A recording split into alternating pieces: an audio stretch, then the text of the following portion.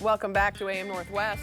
Get ready to watch a killer batch of indie movies made in just 2 days on a shoestring budget. Here to share more about the 48-hour film, horror, and sci-fi project, we welcome film festival producer Rob Hatch. Great to see you, Rob. Great to see you. Thanks for having me out here. You bet. This is fascinating. So tell me about how this all works. I mean, you get the most creative minds going out there. Right. It's open to anybody, professionals and amateurs alike, any age. And what happens is on Friday night, everybody gathers and we assign two genres, a sci-fi genre and a horror genre. So everyone gets to be a filmmaker. Everybody gets to be a filmmaker. Okay. That's right. Teams do their own films. And they have to do something, they have to make a film within 48 hours. Correct. Right? They have to write, shoot, edit, put in the music, do everything in 48 hours. No AI used, right? No AI used, nope. Yeah. Okay, so tell me then, okay, so you have, who's all taking part? Because there are like more than 100 cities taking part, right? Right, right. You know, when I started doing this, I brought it to Portland in 2004. And when I started doing it, it was probably in about 8 cities in the U.S. Yeah, because you started in Washington, D.C., is that right? That's where it started, yeah. And okay. I actually worked in a couple movies before I started producing back in D.C., where I'm from. But now it's in 120 cities worldwide. Wow. Yeah, it's just grown exponentially. It's amazing. And how many films do you think have been produced since all of this? You know, just in Portland, over 500. Wow. Yeah. Okay, so tell me more rules. You've got the rules are sci-fi or horror. Right. Okay, 48 hours to do it. Right, and Okay. to keep everybody honest, and you know, it's also just fun. They get their genres on Friday night, and then we have the required elements for that city for that year that are announced after they draw their genres. And so that's a character, a prop, and a line of dialogue that the filmmakers must use in their movie. They can use them any way they want, and it's really fun to see the different ways they use them. We do an award for Best Use of Prop, Best Use of Character, and Best Line of Dialogue.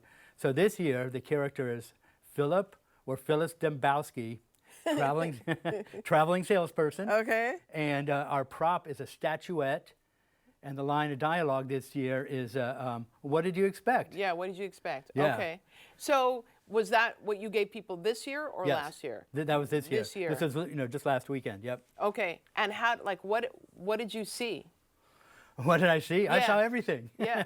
I mean, just the different ways it was used is, you know, I can't really like sum up all the different ways it's used, you know. But aren't you blown away by the talent? I am, you know, and it's not just the professionals. Like I said, it's open to amateurs and professionals, but it's not just the professionals who come up with really interesting, fun, cool movies. A lot of times it's people who've never made a movie. They just kind of catch that lightning in a bottle or just, you know, somehow make it work, and it's so fascinating Well, I to bet see. you there are a lot of amateur filmmakers out there who Oh, just yeah. want to do. And you've got one entry from a kids group of what? 3 11-year-olds made a film. They're called the All Skate Junior. All Skate Junior, that's right. Davis Lentz, he's the leader of that group, and his father has done it a number of years. And Oh, okay. So he saw his dad do it. right, and I don't know if he said, you know, if my dad can do it, anybody can do it. I'm sure that's what he said. But his dad's team, All Skate, started. They had never made a movie. They've been doing about 10 years, and they've gotten pretty good over the years. And so, yeah. So this year, Davis and his team put it together. That's so great. Oh, there they are, right there. Okay, so how did this all come about? Like, who came up with this idea? Well, it was developed by a gentleman named Mark Rupert in Washington, D.C. in 2001. Yeah. And he was And like, it just caught on. And it just caught on slowly Right. but surely, and then it just Yeah. like blew up.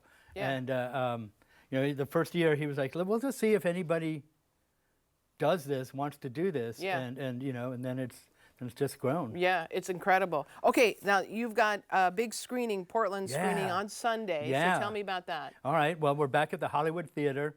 You know, we do our events at the Hollywood Theater and the Clinton Who doesn't Street love Theater. the right? Hollywood Theater? Yeah. Hollywood is so beautiful. Right. You know, and I remember I liked it. You know, still 20 years ago when it was all scruffy. Yeah. But it's so beautiful now. They've done such a great job of revitalizing it, Yeah, and looks it's an incredible place. Yeah. So we have a screening at 7 p.m. and a screening at 9:30 p.m.